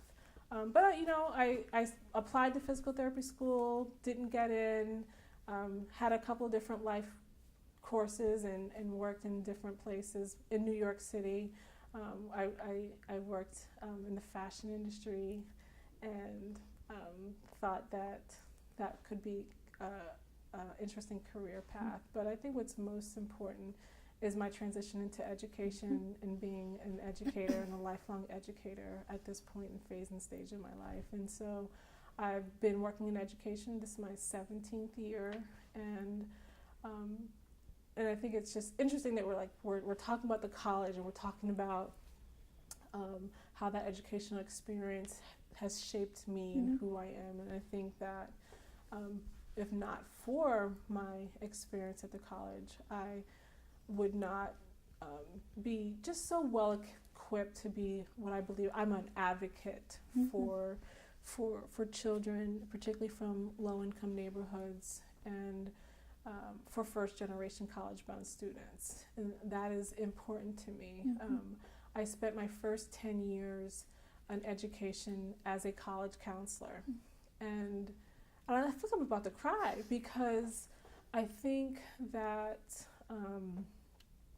as a college counselor working with first-generation college-bound students, I always believed that they should have a college experience like mine, that they should go to a college campus that had the rolling greens like the sunken gardens, and be able to go walk over the creme delle and go into what's the Phi Beta Kappa, where the theater and the art class. I remember my theater class that I had to act, and I remember having a crush on the person who was in my acting class, and being super duper nervous to practice my results, my lines, like I said, I remember like going to Alvin Ailey, and we were like doing all kinds of pirouettes and jumping on the grass greens that were the place where I played soccer the next day. You know, like those are the things that I remember, and I'm like, every kid should have this safe-ish experience where they could go and find friends and meet professors and study and be independent and go away from home, you know? And so I think that like this is just so I'm realizing this because this has sparked what I believe is possible and should be every Black kid in every poor community should have. And that's my frame of reference, right? And so I was a college counselor for 10 years, helping students navigate the financial aid process, figuring out what college they should go to. It should be a fit and a match, not just because you get in. And I remember talking to their parents about meeting with somebody in financial aid and making that person your friend because I had that at the college. And I remember this, you know, I don't remember, there were different people, but I remember them calling my mom, like, they got to get their paperwork in. And so, like, all these things that happened for me, I felt like I wanted to make sure happened for others. And so, I think that, so I spent, 10 years being a college counselor, working at various public charter schools, and I think I also then kind of realized, working with a lot of first generation, that I shifted to some private schools. So this is where I worked at Sidwell Friends School, where I met my professor's daughter, and years later. But my transition to private schools was again to really understand what happens when every single parent believes that their child, high, low, and in between, should go to a Harvard, Princeton, Yale, William and Mary, this level of entitlement, but always, understanding what access to resources would look like, but always bring the notion of bringing it back to the communities that I wanted to serve. And so, fast forward, I was working in college counseling. I knew I wanted to be a director. I knew that I wanted to be not executing but leading, and that's when I applied to Harvard and did my master's in education policy and management. And so I knew having a master's degree was going to be important to my level of access to greater opportunities. And so 2008, 2009, which isn't that long ago, but as a mature adult, I went to graduate school, and I think that made a little bit of a difference. There was a gap between my undergrad. I had work experience, and I really, it was really great to be an intentional student as a graduate student, really focusing on access to higher education and some of the roadblocks that students of color face in pursuing their life goal and dreams. And so fast forward, I've worked at a number of nonprofits, and I think, to where I am today as the executive director of the Newark Charter School Fund. I've been in this role for 2 years, and it's been really, really awesome and amazing. Newark is the largest school district in the state of New Jersey, so I'm kind of like back home. I'm having impact in the state that I grew up in, and we have over 55,000 students, and I'm leading an education nonprofit that is really about making sure that all students have access to a high quality school, primarily through charters. And I think I couldn't come on Friday because I really wanted to go to at one of our charter high schools had college signing day. And college signing day is when the seniors essentially announce to the school community where they're going to graduate in 4 years from college from. And when I tell you, I mean, I'm crying now. Like when you see the parents and you see the pride, and you hear about Newark, New Jersey being the highest crime, and all these negative things and perception and all these coming out of our city. But there were 119 seniors who got up on that stage and announced where they were going to graduate from college in 4 years, and in Newark, New Jersey. And 6 of these students said they're going to graduate from Yale, from Brown, from Stanford, and from Princeton. And that's happening in the city that I live in. And like, these are first generation college-bound students, and they're going to great places. And so that's kind of like where I am now and why I do this work. And primarily through charters, because my parents made sacrifices, and I believe that every single kid, every single family should have options of where they go, because not every school is for every kid, right? And this notion of choice, and my stock lines are like, your block shouldn't determine your blessings, and your zip code should not determine your destiny. So wherever you live, you should be able to have access and options. And so I'm here today because my parents were advocates for me to shift out of, having failed kindergarten.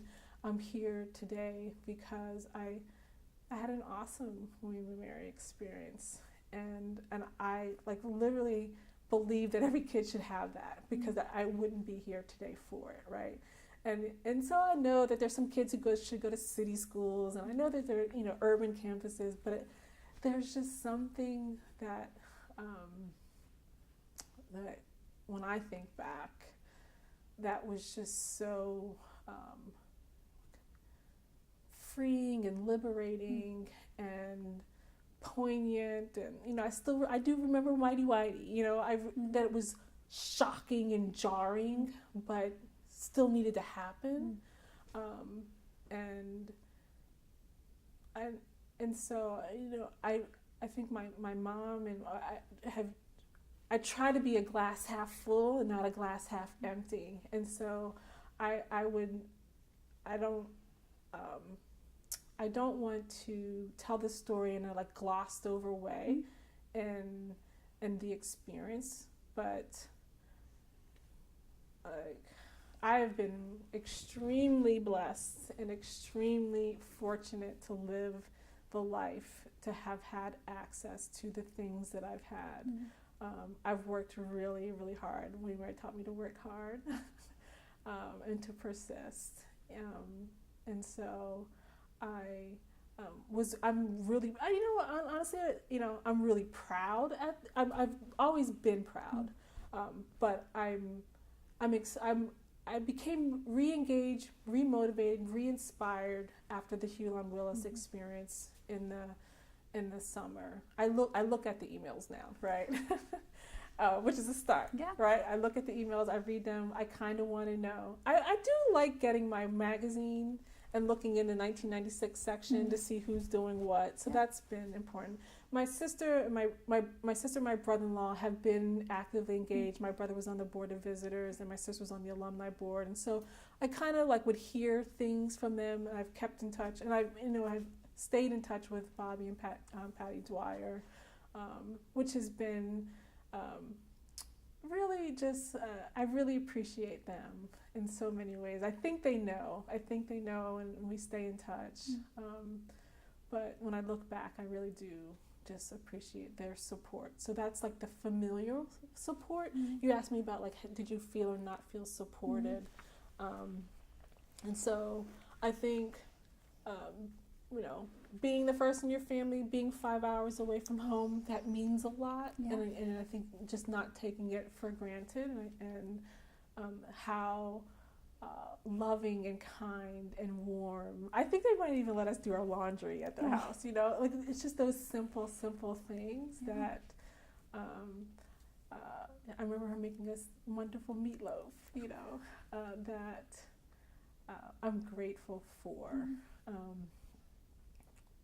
22 years later. No, that's huge. Standing in, that's invaluable. Standing in as like a family when you're so far from your own. That's huge. Well, so a couple points about what you said. First of all, I can't help but noticing kind of a connection between the service work you did as part of your sorority and kind of what you've done long-term career-wise and how your perspective on that, which I think is wonderful. I'm also very glad we postponed on Friday so that you could be there. So yes, that's wonderful. And I just, you've covered so much. We've covered so much in this interview, and the last few questions have to do with kind of the time William & Mary is going through right now, and your perspective on that before I open it up to you, and then it's kind of a... I'm glad you said that, because that's what I was getting to. With, I feel like in these last 6 months, or however many months it's been since August, I was invited and met Samantha Hugh, our athletic director. I'm like, okay, I'm with her.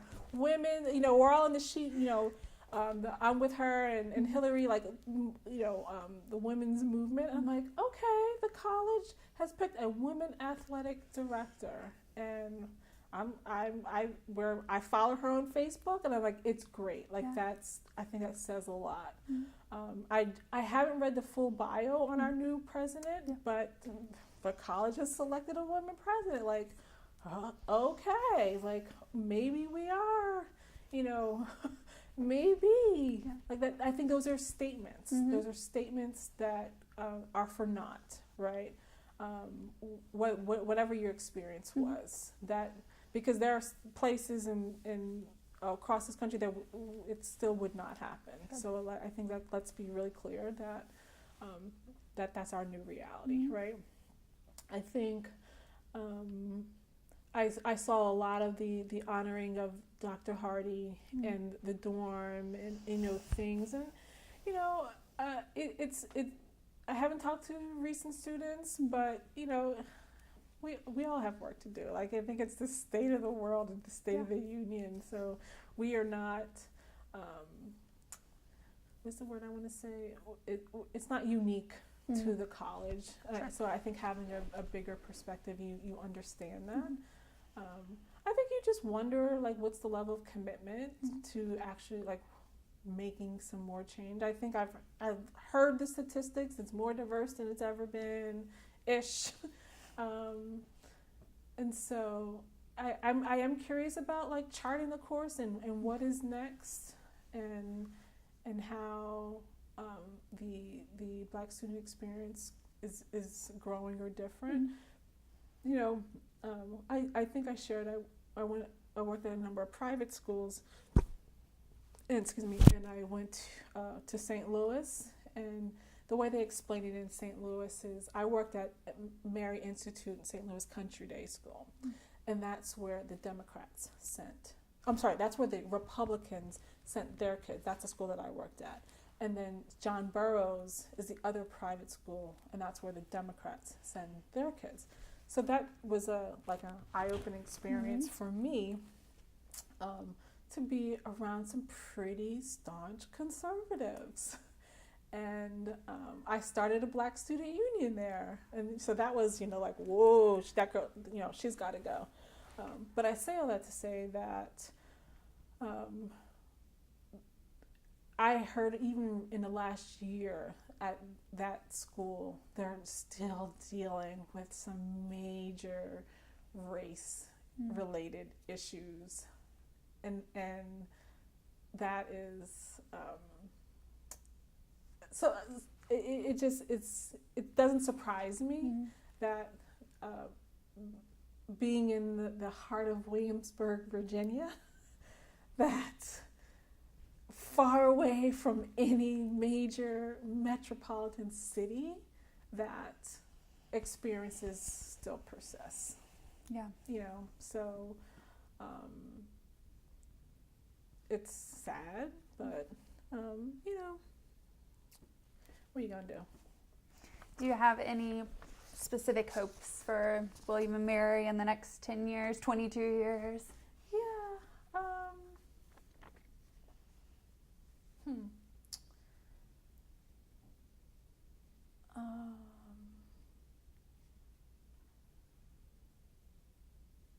I think it probably reflects more of my lack of connection or knowledge, but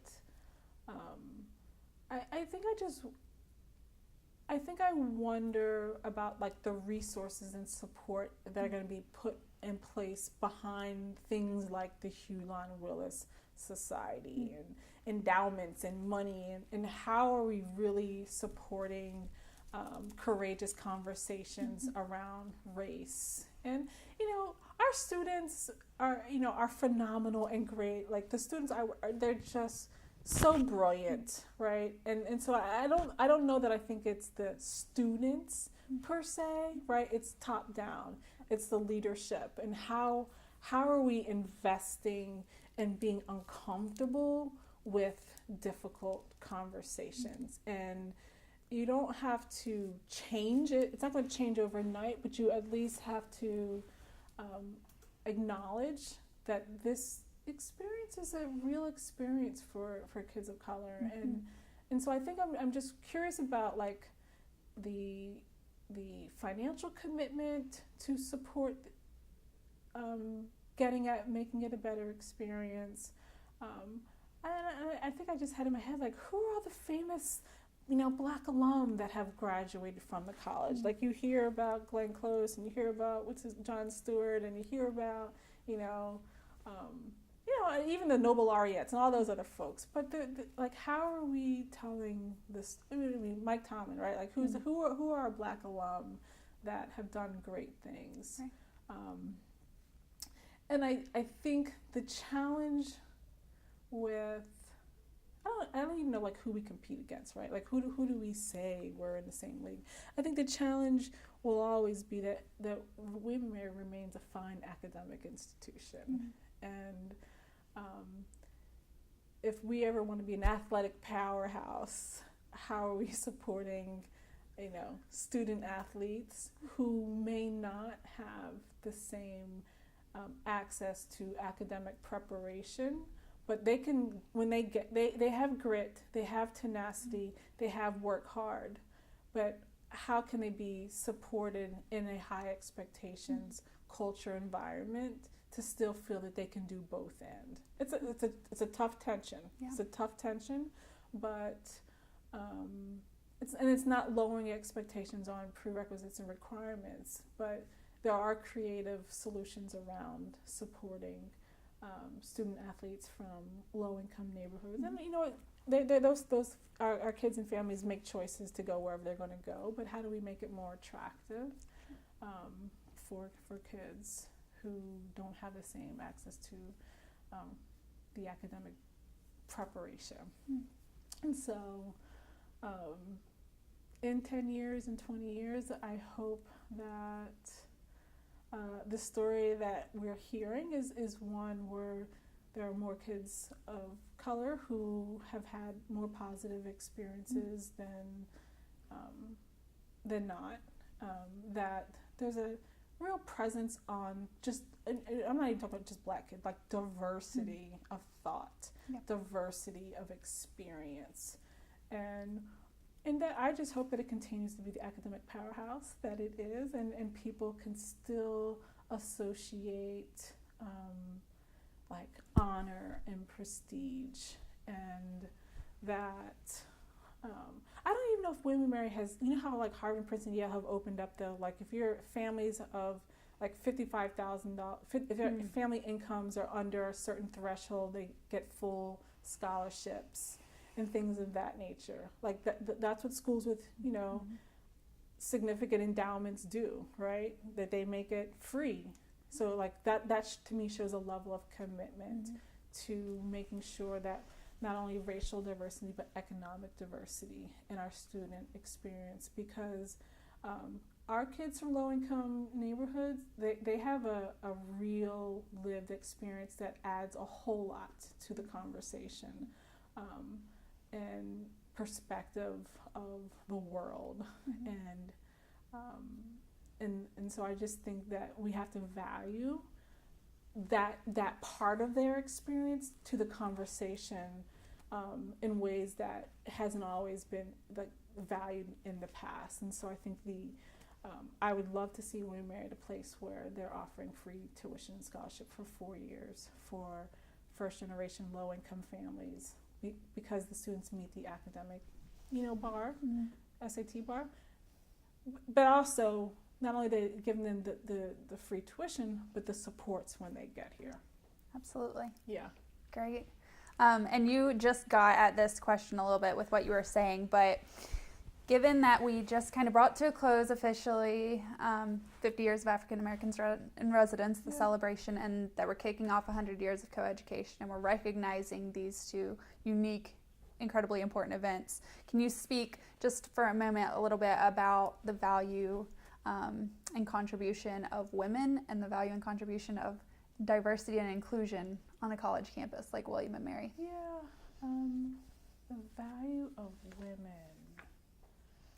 You know, I think it's, you know, we talked about like the athletic director and our new president. I just think, you know, we're just at a phase stage in our country and in life and time where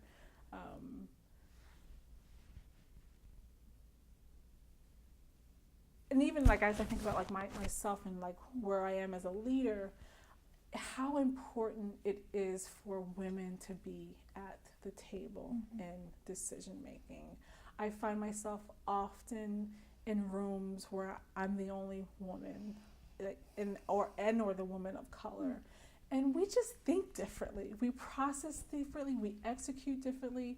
It's not to say it's warm fuzzies or the the emotional stuff. Like, I just think that it's all a commitment to diversity of thought and a new, different way of thinking. And it's just so important to challenge the status quo. And it drives me crazy when people are, well, this is just the way we do it, or this is how it's been done. Okay, we need to stop all that, right? It's like, and how's that working for you? Like, have you asked yourself that question? And I think, for the college, you know better than I. Like, there's a narrative and there's a story of it, and even I wonder, even like in the board of visitors and the board of directors, like, who are the people represented there, right? That are women or not women, or diversity of experience. And I don't know, but I wonder. I think if I made some assumptions, if you look at all the people on the wall, like the portraits of the people on the wall, like, can look a little bit different. In 50 years, like, can it not just be like the white men, right? And I think if we're really being honest, there are certain types of diversity people who would be okay or permissible to be on the wall or to be at the table. And so I would want us to, challenge that notion as well. Because as I tell my niece and nephew, like, as Black people, our ancestors are kings and queens. And so we've been kings and queens for a long time. And so we don't just have to handpick certain types of people of color who are palpable, right? And so it just, I think that it's a lot to ask, but I don't think if you don't ask, you're not going to get it. I just wonder about, I'm curious about who's on the board of visitors right now, and what's their pedigree, right? What's their background? Or would any of them, like, the first in their family to go to college, go to law school, go to business school, and this notion of, like, giving, right? And how does that actually influence who gets to be seated at the table? Because the reality, like, I don't come from a family history of wealth. So no, I'm not writing a $100,000, a $50,000, a $20,000, a $5,000 check right now to the college. And so I know we have to balance, the gives and the gets. And so I don't know that I have an answer for it, but I know all these things play out. And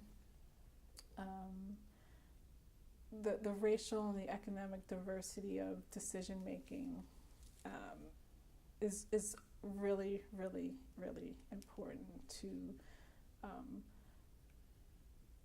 have a level of intentional commitment to making sure it's different. And I think that sometimes requires really difficult conversations about who should leave and who should go. And yeah, so I think that I think the question was around women having a seat at the table and the diversity moving forward in the next 50 years. I think I'm hoping that the new president and other there are other roles that I'm sure are coming up, and I don't know how it funnels down, but it's not this, like I would say again, our students are amazing and great, right? It's the lead, like how do we as leaders demonstrate and show that the value in experiences, good or bad, to inform a better tomorrow, right? Yeah. So absolutely.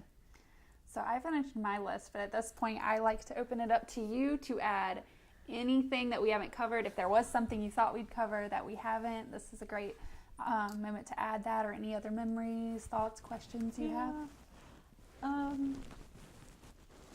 Say a little bit more about your experience in the oral history and what you've heard and learned, and I think maybe that'll jog some things for me. Sure. So actually I've been sitting here thinking during your oral history, some of the things you've said have reminded me of what I've heard in other ones. The thing you just said about the kings and queens, I don't want to say verbatim because I cannot remember the quote verbatim, but another individual said that when she speaks to her children and her children's children, it's the same thing. It's, you come from powerful people who have survived terrible, horrible atrocities, and racism is a disease, but it's not your disease. Exactly. And so you don't carry that. You carry the power of the generations before you. And again, that's not verbatim, but I think that gets at the gist, and it chills every time I hear it, right? Because that's so powerful and that's so empowering that's the narrative being passed down. So that definitely has look at you. that stood out in the conversations I've had. I mentioned that this idea of not coming back, and that William and Mary not serving as a place, like a space. Space is so important, right? It's so important to communities and families, and why has that not been the case? That's one of the questions we're trying to uncover, and I think you've helped kind of get at that a little bit. And in 50 years, will there be roots in the ground at William and Mary that make individuals want to come back? That's a big piece of it. One thing we've been trying to uncover is how the socio-political environment of the United States and the world at any given point, how that's been seen to play out on campus. So the things that were going on in the world during the time you were there, how you saw, or how that play out on campus, or did it? Yeah, so you just jogged for me. Sure. When I was at campus, that was the OJ trial. Right. Yeah. And I remember what I was wearing, and I was at a Dare gym in the afternoon. I can't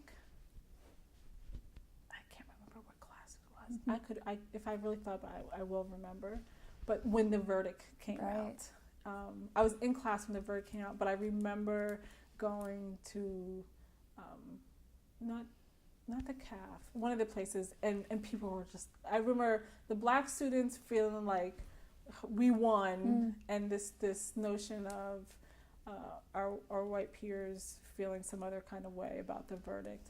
I remember I feel like it was I don't remember what month, I feel like it was in the fall, but I remember being in conversations with our teammates on, like, in a van going to college or to a game or something, talking about it, and just the difference of perspective and thought on guilt, not guilt, right? And the notion of dating outside your race being acceptable, not acceptable, And I feel like I remember like asking the question, like, as a white girl, like, could you date a black person? Like, would that be okay? And would your parents be okay with that? And for the most part, not. It not being okay. But you know, I think they felt they were free and they could do whatever they want in college. What their parents know won't hurt them. You know, I think there was kind of that thing, but they knew they couldn't marry, you know, a person of color. That was not going to happen. So you knew that. Yeah. And so thinking back, that was big during 92 to 96. There was another, we can look back. There was another, I feel like it was one of these, it was a white woman in the South who like did something to her kids. I remember the woman who drove her kids into the lake. I feel like it was one of those type of things. And remember she like accused, I think she accused some African Americans of having done it, but then they found out that she actually did it. And so I remember like those kind of conversations and challenging, you know, what if this happened to you, right? Type things. But in terms of the world and what's going on around us, I think that it's $1 million, you know, thought question on how. I know for us in our work, like this notion of student activism, you know, on Friday we had yet another gun shooting on a school campus, and it's really, really terrifying. Like I'm numb to it at this point. Like I was looking forward to the royal wedding, right? And I told, like I didn't even engage with it. The fact that 10 kids who went to high school on Friday are no longer here. Like how do we grapple with that? Like he's a 19-year-old kid. That is their peer group on these college campuses. Like, you know that kid. He was in your class. What did you do? What did you do? What didn't you do? Right? How do you own that as an experience? And not, because I'm like, you gotta get like, you know, this notion of like, I don't own any of the negative history, the racism, all that stuff, because you gotta, you know, stay focused. But like, how do we balance, you know, what they call like not your own manifest destiny, but your own journey, but being a part of a community and your role and responsibility in shaping that.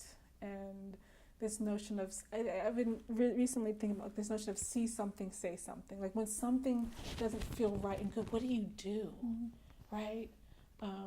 There was something on Facebook really quickly that this woman, she's a teacher in the charter school network, said she was in the CVS and saw a young person steal something, like a Red Bull. Like, what would you do? And a lot of the comments were like, you don't say anything, you don't get involved, you just let that be their problem and their response. And I wrote, well, I would pay for the Red Bull and I would just alert them that, you know, this person has come in and stolen, so maybe you should just be like on alert so that the next time they come in, you can offer to them, somebody paid for the Red Bull that you stole the last time. It may not be a good decision for you to steal the next time, right? But give them that opportunity to make a good decision. Like, I'm not going to call the cops and get them arrested because then they're going to be in the system. That's not going to help them. But like, what do you do when you see something that's not right or good? And what's your role and responsibility in doing that? So that's what I'm thinking about today. Anything else I want to say? Now's your chance. Any crazy, embarrassing stories that happened in college you want to add for the record? Besides wonderful times in Barrett Hall with my very dear close friends who I'm still in touch with. Besides thanking Bobby and Patty Dwyer. Besides the good, not so good athletic experience. I am just really grateful and humbled and thankful that you've given me the opportunity to tell this story today. I think everything happens for a reason, to be able to reflect and appreciate. And this has brought up a lot of things that I had not thought about in a long time. But I hope that it adds to like the richness and the care and the thought and the good, the bad, the ugly. I know my parents are proud, and I hope that that the story and the impact of my life and my story, in years to come, that my Waymere experience is told through this. So Yeah. I appreciate the opportunity. Oh, of course, and thank you so much for just being willing to talk to me and tell your story. And I have no doubt that it will be very impactful down the line. So thanks again. Yeah.